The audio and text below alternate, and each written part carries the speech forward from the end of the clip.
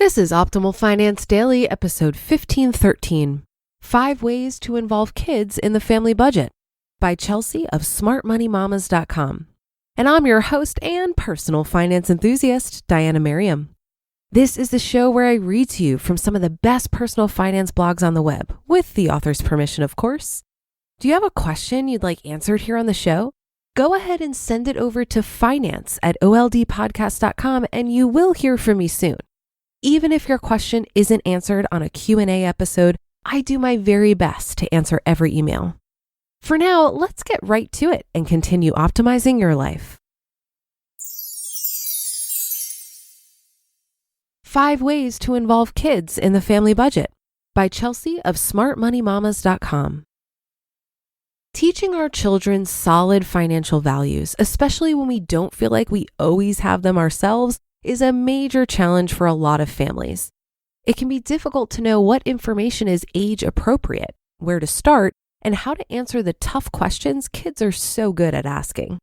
So to make the process a little easier, here are 5 quick ways to involve your kids in the family budget. Why involve kids in the family budget? Children have an incredibly difficult time learning by lecture, especially when it comes to money. In a time of credit and debit cards, money has become an even more abstract concept than it was when we were kids. That has made money confusing and mysterious to adults, never mind young kids. The best way to involve your children in the family budget are going to be any methods that get them physically involved. For children, if they feel like a valued member of the conversation and can see and touch your family goals, the lesson is much more likely to sink in. Remember that the default setting for all growing minds is monkey see, monkey do. If we discuss money with our children inconsistently or make it clear that it is an uncomfortable subject for us, the first financial lesson our kids will learn is that money is mysterious and scary.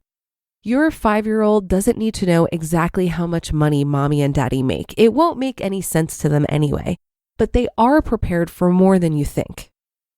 5 ways to involve kids in the family budget. Number 1, use cash. Credit cards, if you pay off your full balance every month, are an awesome, convenient tool.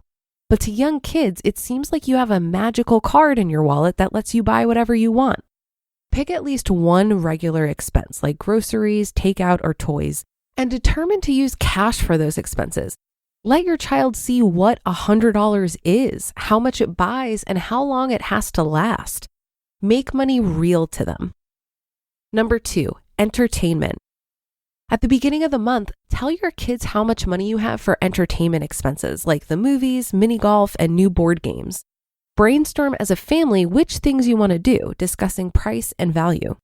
If your daughter wants to go to the movies, tell her for the price of a night at the movies, you could do 2 in-home movie nights with pizza and let her choose which she prefers. Fully understanding the idea of opportunity costs from a young age will help her make smarter financial decisions as an adult. Number 3, savings chart. Set a fun family goal like that big trip to Disney and keep a savings progress chart in your home. Each week or month, check in on your budget and let your kids color in more of the chart.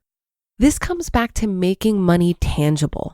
When you're making discretionary spending decisions as a family, show young kids where abstaining from an expense and saving instead could put them. Note, considering the future is really hard for kids, so don't make the savings chart about guilt or deprivation, but celebration and options. If you decide to give them the choice to go to the movies today or put $50 in the Disney savings, most kids are going to choose the movies. If they don't, dance that kid around the living room. But if you give them the choice between going to the movies or renting a movie at home and putting $45 towards Disney, most kids will choose the option where they perceive they're getting 2 things. Congratulate them when they make smart choices and always appreciate their effort and thoughtfulness. Number 4, clipping coupons. This is one my mom used to do with me, and I still remember it so clearly. She would make her shopping list and flip through the paper and weekly grocery circular, checking off which coupons she needed. Then she would hand the papers off to me and I would cut them out for her. Any coupons we used at the grocery store, we split the savings. And I always wanted to help mom find more coupons and remind her to use them. Today, many families use apps like Ibotta to get cash back on groceries, but you can still put your child in charge of watching the ads and completing the little quizzes to redeem each offer. They can even be in charge of scanning the product barcodes and taking a photo of your receipt. Number 5, comparison shopping. Bring your young kids grocery shopping and give them a budget as you look for each item. Let them search the shelf for the best options. If you have $20 for fruit this week, show them how many apples that is versus how many blueberries and let them help you decide. When shopping for bigger items, explain the difference in the prices and what that saved money could buy you in the future. You just listened to the post titled 5 Ways to Involve Kids in the Family Budget by Chelsea of smartmoneymamas.com. This article made me think of a recent article that I narrated from Jamila over at Journey to Launch, who talked about buying her first house in her early 20s. That was possible for her because she learned when she was a kid to save a portion of any money she made, no matter how small. I think this is one of the most important lessons to learn when you're young, because saving is simply a habit. And if you don't instill that habit early, it's harder to learn it later. I'm a great example of this. I used to think that I would save one day when I was making more money, but this is simply an illusion. It's like telling yourself that you'll work out one day when you have more energy and time. If you're not saving now, you're unlikely to save later because you haven't built the habit. And if you're not willing to do it now, what makes you think you'll be willing to do it later? I also think that many of these tips for kids apply to adults as well. I really like this savings chart idea, as a visual cue can help keep you motivated towards a savings goal. This also works well when getting out of debt.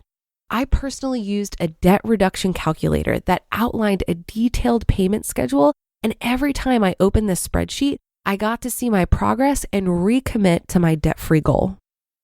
And that should do it for today. Have a happy rest of your day, and I'll see you on the Sunday show tomorrow, where your optimal life awaits.